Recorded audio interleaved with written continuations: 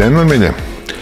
Nu, parunāsim, nāk bukšu laiks. Parunāsim par to, kur mēs sēdēsim, kad mēs skatīsimies uz to skaisto jūru un uz tiem bušu kātiem. Patiesībā diezgan aktuāla tēma. Ja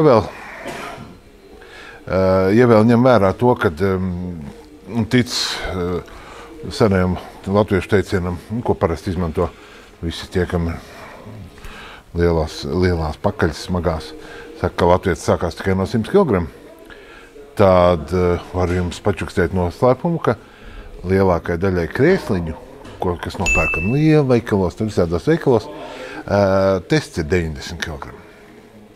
Ja? Nu, un ja tur gribās vēl sparīgāk apsēsties, nu, tad ir tā kā ir. Un vai nu nākās līdz stiept kaut kādu karpu krēslu, kuri ir lieli vienkārši. Viņi ir ļoti ērti, viss ir baigi forši, bet baigi lieli un smagi. Nu, tad tāds krēslu izvēle vienmēr ir diezgan aktuāls jautājums.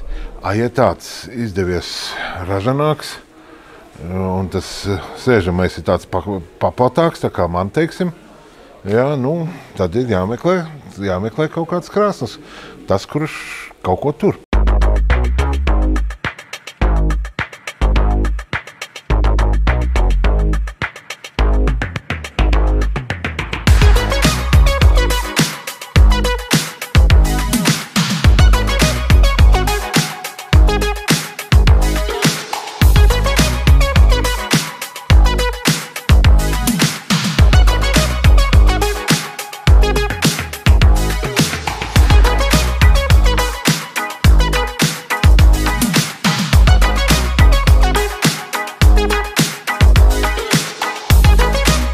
Tie, kas nereiz nav krēslu slaužuši, tie zina.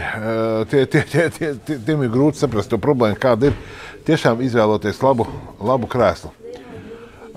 Bet tie, kam ir šī problēma pazīstama, nu, tad es varu pastāstīt, ka es neesmu maziņš, es esmu ļoti liels. Ja? Un tad ir krēsli, kurām pat es jau varu, pat mazo puiku sev paņemt blakus. Tā ka tikai vajag meklēt. Zebra Master veikalā tādi krēsli ir, pie tam ļoti dažādi. Tagad tas, uz kur es sēžu, ir alumīnija kājas.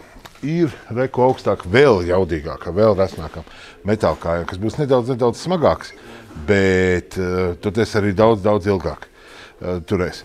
Ļoti var redzēt arī, es domāju, ka video var redzēt, pēc platuma, kā atšķirās. Mēs izvēlamies krēslus sev, tāpēc, ka katrs mēs esam dažādāki. Un tāpat krēsls tieši tāpat kā mākšķi, kā apģērbs, kā viss ir jāpiemeklē pēc saviem izmēriem, pēc savām vajadzībām. Tā kā droši skatieties, bet ja jūs māti šaubas par to, vai tas krēsls jūs turēs, tad, teiksim, mazais ķiblīts, es uz tādu sēžu 2 gadus jau. Viņam tests, bet katalogā rakstīties tests ir 150 kg.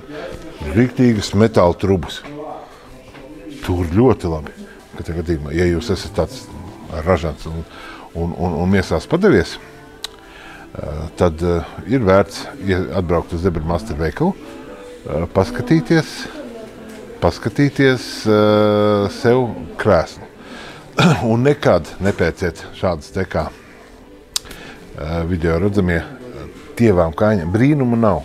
Nekad ar mazām tievām kājņām krēsliņš nebūs tik izturīgs kā krēsls ar riktīgām, normālām, labām trubām. Jo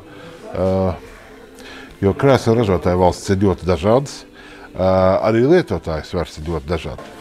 Droši vien, ka 3/4, ja ne vēl vairāk pasaules iedzīvotāji, nekad nesapratīs to problēmu, ko nozīmē, ka krēsls netur. Bet ir pietiekoši daudz cilvēku, kam tā ir ļoti liela problēma.